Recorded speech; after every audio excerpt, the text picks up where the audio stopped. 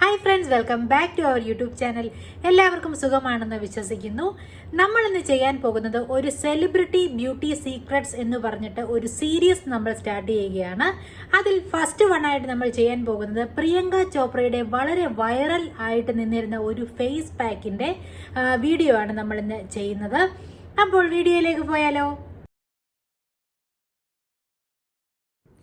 First ingredient gram floor അഥവാ കടലമാവാണ് എടുത്തിരിക്കുന്നത്.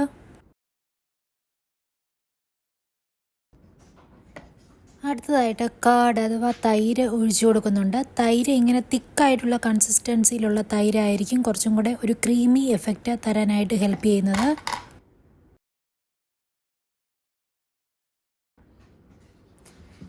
അടുത്തതായിട്ട് മിൽക്കാണ് ഒഴിച്ചു കൊടുക്കുന്നത്. റോ മിൽക്കാണ് ഒഴിച്ചു കൊടുക്കുന്നത്.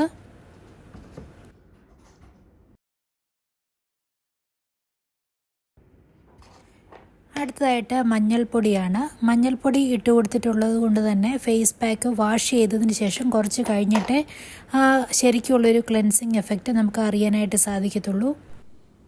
മഞ്ഞൾപ്പൊടി ഇട്ട് കൊടുക്കുന്ന ഫേസ് പാക്ക് ആയതുകൊണ്ട് തന്നെ രാത്രിയിൽ ഉപയോഗിക്കുന്നതായിരിക്കും നല്ലത്. രാത്രിയിൽ ഉപയോഗിക്കുമ്പോൾ പിറ്റേന്നത്തേക്കിന് ഫേസ് നല്ലൊരു ക്ലെൻസിങ് എഫക്റ്റോട് കൂടി ഇരിക്കുന്നതായിട്ട് കാണാൻ സാധിക്കും.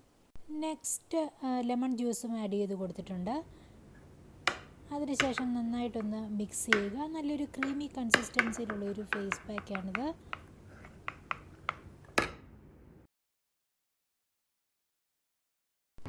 ഒരു 20 മിനിറ്റ്സ് വെച്ചതിന് ശേഷം കംപ്ലീറ്റ്ലി ഡ്രൈ ആവുന്നതിന് മുൻപ് തന്നെ വാഷ് ഔട്ട് ചെയ്ത് കളയണം.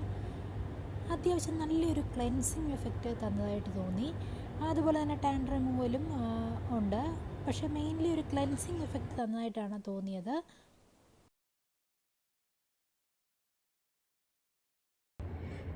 വീഡിയോ എല്ലാവർക്കും ഇഷ്ടമായി കാണുമെന്ന് പ്രതീക്ഷിക്കുന്നു.